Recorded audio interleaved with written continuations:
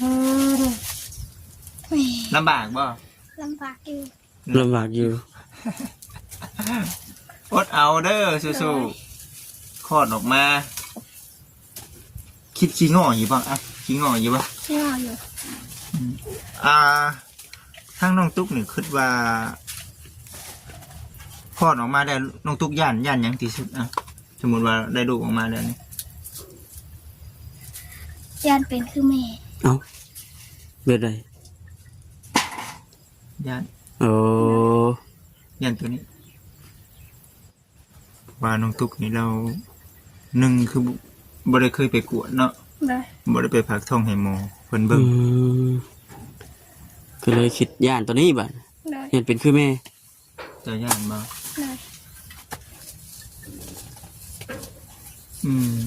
หรือว่าเพราะว่าน้องเพิ่นบ่ได้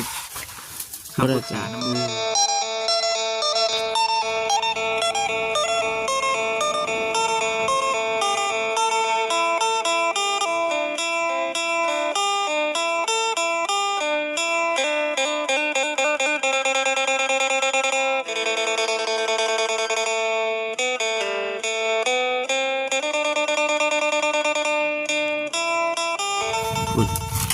มาหอดกันแนมเห็นเพิ่นครัวขี้อยู่กับเตาเฮ้ยเนาะน้องตุ๊กเอ้ยหมวกกับบ่ใส่กุ๊บกับบ่ถือบาดนี่แห้งคักว้าท่ะสบายดีสบายดีเด้อเฮ็ดไปทั้งบาดนี่ทุบเตาให้มันแจ่บ่ฮะถมเตาลุพี่น้องเลยเนาะก่อนอื่นก็ทักทายสบายดีเด้อพี่น้องเด้อเนาะวันนี้ก็คือเก่าพี่น้องแวะเวียนมาหาทั้งน้องตุ๊กเพิ่นมื้อนี้อีกอย่างกับช่วงนี้ก็บ่ได้ปล่อยไปทั้งนี้ทั้งไกลไปไหนเราพี่น้องเลยเนาะแวะเวียนขึ้นมาทางนี้มาฮอดกับผู้ดีเห็นเราส่วนดินใส่เตาอันตัวว่านนี่คอดเด้อบ่นะน้องตุ๊กคอดแล้วแหละฮะมันทันเบิดครับอันนี้ได้เบิดเด้อบ่นี่เอาคือสูงแค่ตัวนี้โอ้คนแรกเบิดเลยติตัวนี้ไหนย่างอยู่บ่ตัวนั้นมันใหม่เบิดบ่เอาคือถมไว้ใช่ตัวน่ะมันยังห่อนอยู่ให้อันคนแรกได้จิกช็อปมันได้จิกช็อปสอบโอ้ในซาวสอบคุณขวดยังทันเบิดชนะเห็ดยังคือเผ็ดคืออย่างที่อันกินไปช่างอันกินส้มจ้าช่างว่าเท่าบ้านแม่ท้องมาจักสะมองตุ๊กน้องใส่เห็ดไปช่างบ้านทางหญ้าเอาสบายดีเด้อหลังจากที่ว่าเห็ดหายทานแล้วก็แม่นมาลุยหญ้าโตอีกวันนี้ได้จิกช็อปจากน้องชายฮะแม่นเอาลงไปได้แต่เช้าสอบเพิ่มมันได้ขับเบิดยังมาทันเบิดใช่ไหมเอาพอดีก่อนสิห้อนเพิ่งเลยว่าถามเย็นไม่ได้พอดยังมาทันเบิดครับมันใหม่เบิดอยู่บ่เลยเบิดอากาศห้อนเลยนี่เนาะวันนี้เนาะห้อนวานนี่ก็ห้อนดีกันมันแดดสิได้เนี่ยแดดก็ดีกันให้คนเกี่ยวข้าวเกี่ยงทั้งนี้มันทันได้เกี่ยวบ่ยังอยู่ทางบ้านบ่ได้ค่ะโอ้ยคนเกี่ยวหลายแล้วคนเกี่ยวหลายแล้วเขาว่าแน่ดำแน่เห็นว่าถึงช่วงเกี่ยวข้าวเจ้ากับเมนได้โจ้คือกันบ่เดือได้ไปหาจ้างกับเจ้าสิบ่ปลูกอ้อยน้ำเกี่ยวกับถ้าว่าน้องคือที่ได้ไปกินไปอันเกี่ยวข้าวนะได้ยินพาราต้าไปใครมาเกี่ยวเขาว่าพูดเราไปปลูกอ้อยคือสิบ่ได้ไปติมาครับไปเกี่ยวข้าวกันดีกันเป็นการดีขึ้นกันมีเวียดเห็ดไปหาจ้างเกี่ยวข้าวเพิ่นให้วันเท่าไรล่ะยังอีกบ่หึงดอกจ้ะนี่บ่หึงจะเล่าอ่ะออกภาษาคุณวะน้องตุ๊กนี่ก็สิเมื่อคือกันบ่เมื่อให้กำลังใจผัวบ่ม มาเกี่ยวนี่ เกี่ยวแน่ติ เลย เออเมื่อยก็นั่งพักผ่อนไปน้ำเนาะแม่นั่นแหละพี่น้องเนาะก็ดีอยู่เพิ่นสิมาหับพี่แล้วว่ะหา นะครับ หาหมู่ไปน้ำหลายคนเน่มันจังแล้วไวจุเจ้ามานอนพี่บ่นี่นะเมื่อคืนนี่เมื่อคืนนี่มานอนพี่เมื่อคืนนี่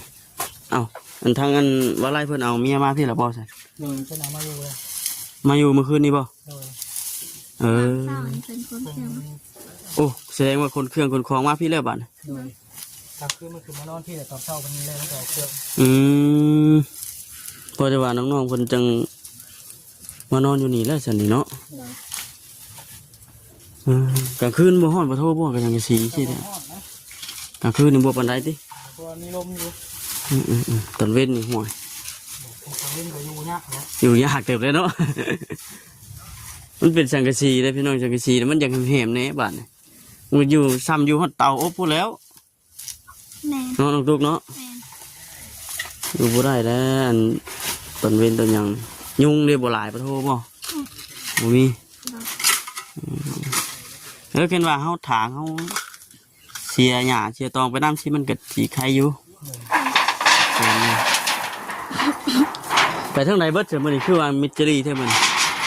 กูเลย เขาบ่ไล่ว่าหยัง ขึ้นไปเวียกไปรอบอะไร ไปเดี๋ยวเอาไม้แป้น ไม่เป็น เอามาเห็ดในครัว เฮ็ดทืนครัวเฮ็ดต่อตัวนี้บ่หรือว่าสิเฮ็ดบ่อนอื่น รู้นะเพิ่น เอาแสดงว่าสิจุเจ้านี่สินอนอยู่นี่เลยบ่หรือว่ายังสิไปเฮ็ดบ่อนนั่นอยู่ซะน้องไส อยู่ไม่อยู่เพราะว่านี่ นี่เฮาพักผ่อนชั่วคราวซิเนาะเพราะมันอีเป็นหยังพี่น้องเนาะมันใกล้ควันนี่แหละนี่ ปบควันนะคือ ปบควัน ควันหลายหอด หลายโพด ปบมานอนที่ หมู่กลางคืนมันสงัดอยู่เลยเนาะใน FC เพิ่นก็คอมเมนต์เข้ามาอยู่พี่น้องเนี่ยมันแม่ปุ้งว่าซั่นไก่เตาก็หยังมันควันแน่แต่ว่าเห็นได้อละบอนที่ว่าเพิ่นสิปลุกนะพูดแหละพี่น้องเนาะอยู่โซนนั่นพูดแหละทางน้องชายเพิ่นพาไปเบิ่งเมื่อวานนี่ไปกับบ่จิตนะมันก็สิบางๆแน่ เห็นว่านี่บ่หรือเห็นว่าเห็นว่านี่ก็ไวดีเด้อเป็นนางงาม ไม่ยังเลย คิดเองบ่เนี่ย ลืมเบิ่งบ่คำก็ได้เนาะไม่ยังบ่จิตไม่ยังนั่น เจ้าเพิ่นน่ะนะ เพิ่นเฮ็ดบ่นั่งกันบ่ เอามาทำจัดกล้องให้หน่อยเด้อคุณน้องตุ๊กเอ้ยสบายดี โอ้ยสบายดี เฮ็ดได้ยี่บ่นี่ฮะ ได้ ผมโก้ยอยู่โอ้ยเสา เสาจำเป็นบ่ ตัวนี้ไปหาเสาไม้อยู่ นี่สิไปหาเสาไม้อยู่ โดยมันทำเลยแล้ว มันกระทันหันเนาะ โดย จุดพอได้ บ่ได้ส้น พอได้ชน บ่ได้นั่งดินบ่นั่งดินแล้ว เอาน้องชายสบายดี นี่เล็กนี่แหลมๆนี่ เด็กบ่พี่เต็มเท่นเบิ่งดูบ่ครับบ่ได้บันทึกหยังบ่เนี่ยว่าบ่ได้เป็นหยังบ่แม่อยู่บ่กล้องบ่เจน ได้อยู่ โอ้เด็กเส้นนี่ทางเอามีผ้าบ่สาน้องตุ๊กเอาผ้าอยู่ใช้ผ้าเบิ่งดูสิทางซอยน้องใส่มึงมั้ย นั่งให้กำลังใจน้องชายก็โอ้น้องตุก น้องตุ๊กเฮ็ดได้จำที่เฮ็ดได้เด้อมีเข็มจกบ่ซั่นต้องใช้ผ้าแล้วเถียงนี่เนาะ แน่นอนอยู่แล้ว เมื่อคืนนี้บ่น้องชาย โดย เจ้ามานอนมื้อนี้บ่เมื่อคืนนี้เนาะ นอนคืนนี้ เมื่อคืนนี้นี่มาทำมันอีกกันนะนี่เด็กที่นั่งเลยเนาะโคตรนอนนี่น้องตุ๊กมานั่งนี่ดูนั่งนี่เอาตุ๊กเลย เอ้า เป็นอะไรห้อนเด้อ หัวหอนบันได ห้อนบันได เลย ไอ้มุ่งนะโยพอมีอยู่เนาะป้าเพิ่นมานอนเมื่อคืนนี่แม่นบ่ เลย เออ ปบควันนี่ ปุ๊บคอนนี่ เลย กลางคืนนี่เป็นคอนบ่ได้แถวนั้นเนาะ เลย มันเพิ่นเผาชุดนี้จะเจอสีโจ๊ะปะจ๊ะบ่ โจ๊ะเลยละบาทนี่ โจ๊ะเลยบ่นะ ไปตัดอ้อยดิ เออ เนาะนี่เลยก็ได้ ได้อีก2 มื้อก็ได้ไปตัดอ้อยละ อีกสองมือไปตัดอ้อย โดย เจ้าก็ไปบ่นี่ ถามแม่ เอ้ยเนาะเอาพากันมานอนอยู่นี่แล้วนี่เนาะ โดย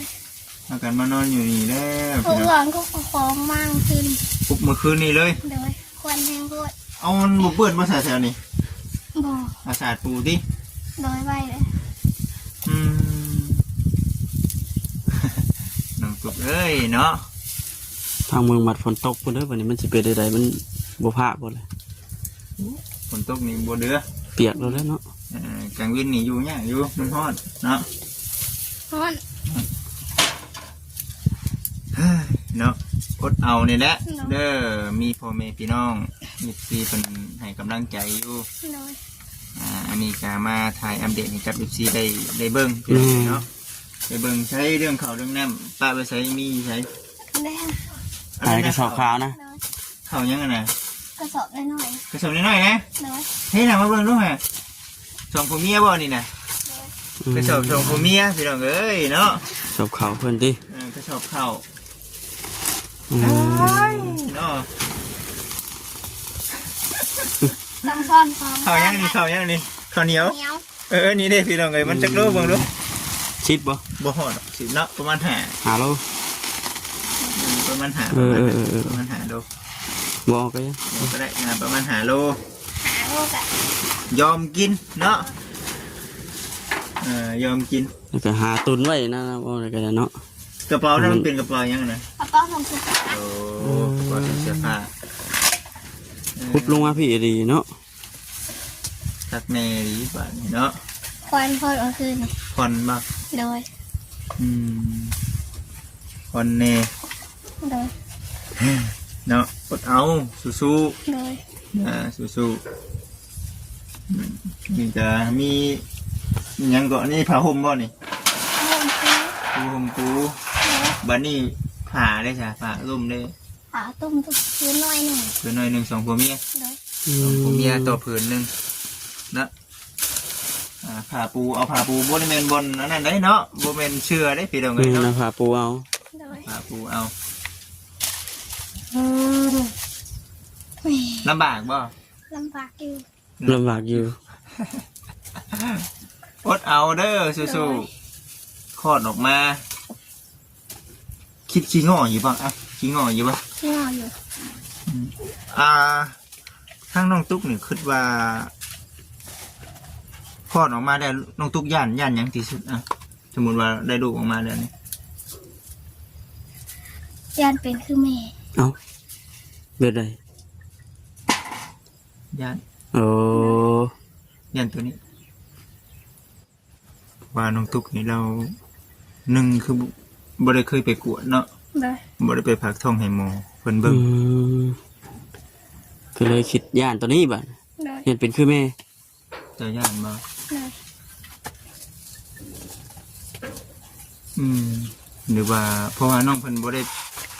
เข้าปรึกษาน้ำแพทย์น้ำหมอเลยเนาะ โดย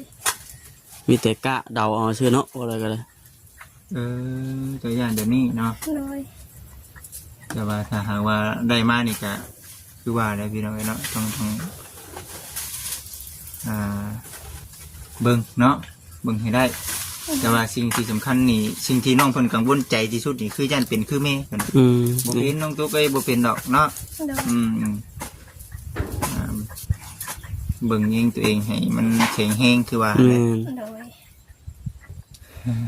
เนาะ กังวลใจอยู่แล้วก็เลยเนาะ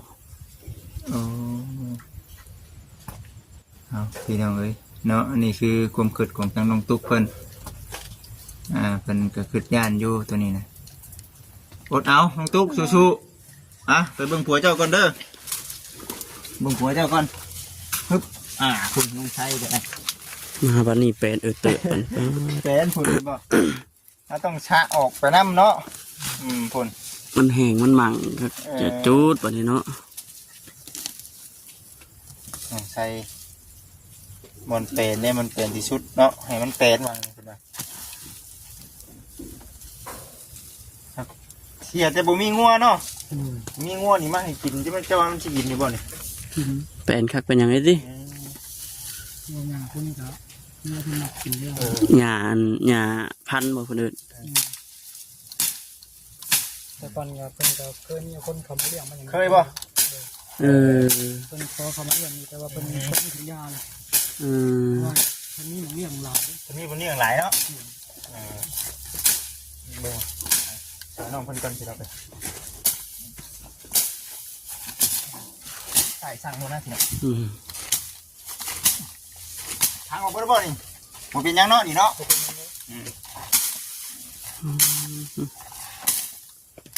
ทางออกมีงูเงี้ยขึ้นมาพอแห้งอีกเนาะมันยังมาไต่แข้งไต่ขานี่บ่ได้หาเนาะน้องตุ๊กคิดว่าแต่ผัวน่ะบ่ายได้หาเนาะงูบ่ได้หา อีเข็ดไม่งอดแล้วติ น้องตุ๊กไหม หนูเมื่อคืนเนี่ย2 ตัวอยู่ข้างหลัง บ่ ค่ะ งู โดย ได้เนาะ แก้วไปเขาทางไหน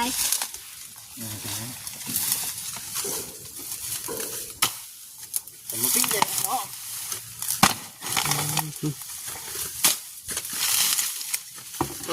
ต้องง่ายมากพี่แล้วก็แล้วดึงจูดแบบ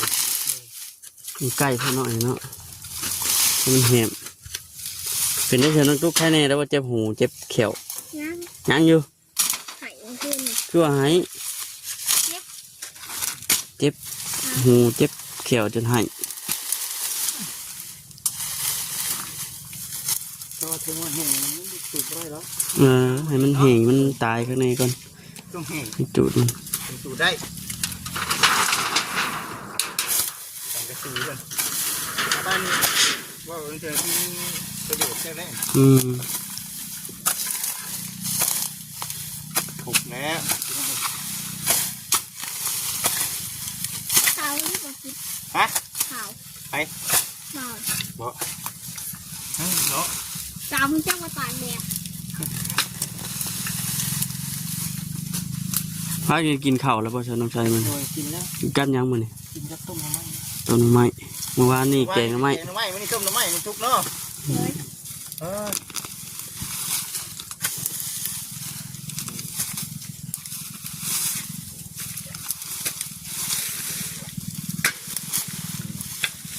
ให้น้องเพิ่นก่อน เนาะ บ่ได้ มันเป็นแล้วก็โอ้สะอาดหูสะอาดตาอ้อยตัวนี้บ่เพิ่นทีจัด2-3 มื้อ ให้บริษัท ทางออกผู้ ไปตัดน้อยใช่ก่อน ของบริษัทเราต้นชิป เออ ใช้ไข่แห้ง เป็นบอกได้แม่นบ่ เดี๋ยวแกงแหดพุ่น น้องนี่ได้ฮะน้องทุกอยู่เฮือนบ่ ทั้งเธอก็บ่ได้มันไปแล้วกันมันล่มหมด เออ เพิ่นก่อนเนาะ โดยมันอยู่กับป้าเพิ่นแล้ว เออก ว้างจะบ่ ว่าพ่วงรู้ กว้างเนาะ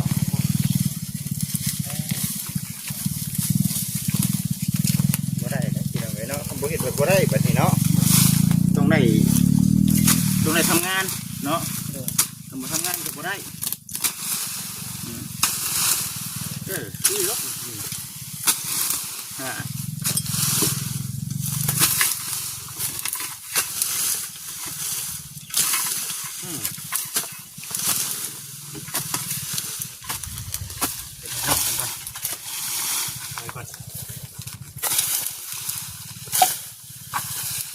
เป็นครับเป็นนะ คือจับกล้องก็อยากนอนเลย มันแดดหัวจิตกไปทักแต่เนาะน้องตกเนาะ บนโต๊ะบนหลัก เบิดแล้วบ่ น้องมาบ่ตกแล้วน้องมา บ่ตกบ่พายุกันบ่ตก ตกเนาะมาชิ้นให้เกี่ยวเขาอยู่พี่น้องเลย อีกอย่างหนึ่งมันเป็นการดี คำตึก จะมานอนอยู่นี่เดี๋ยวมันจังบ่ผ่าบ่เปียกไป ทำไหนทำ เจ๊ยัง เกี่ยวเขาไปเกี่ยวเขาด้วย อืม วันนี้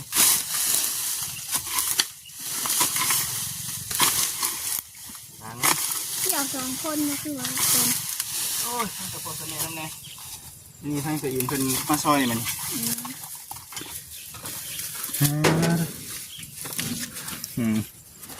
แค่แม่ดีพี่น้องเลย มีเดอันบนห้องล้างถ้วยล้างบวงก็มีนะผักปัญญางน้องตกก่อนนะ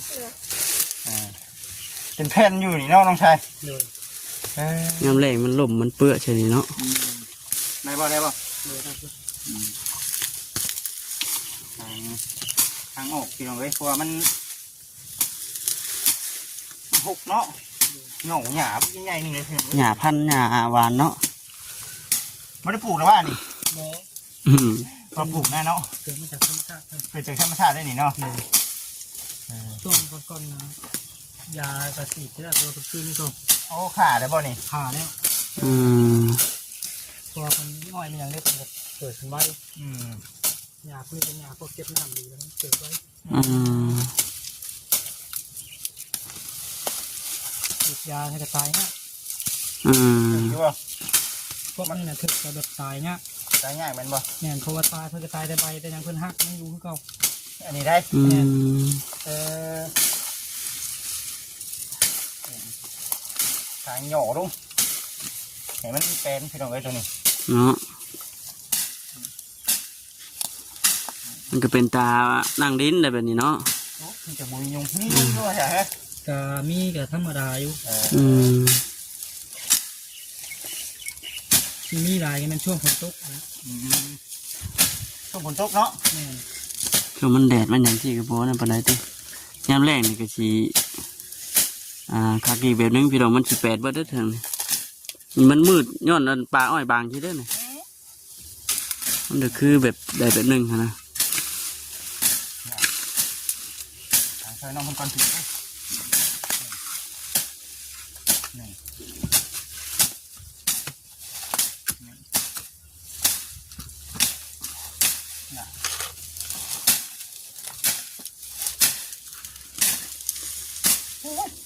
หนานี่จะมีไงเนาะ นี่ฮะขึ้นธรรมชาติเนาะเขียนผูกงัวซะนี่โอ้ยพอกเดียวก็เหลือที่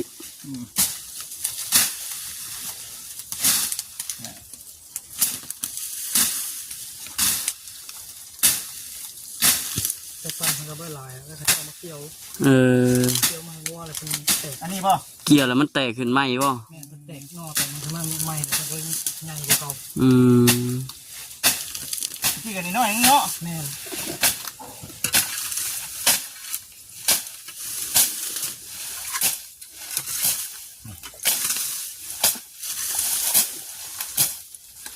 ยอดที่เราไป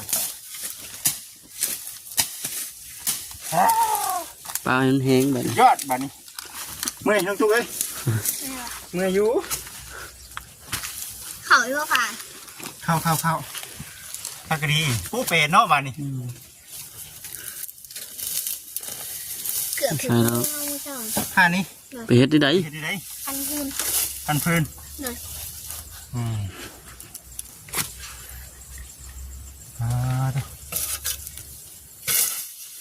ไอ้จะคุยบอลพอ บอก บทโทรเลย เลย ตั้งแต่เพิ่นเมื่อเพิ่นไปติดต่อมาเลยบ่อ๋อ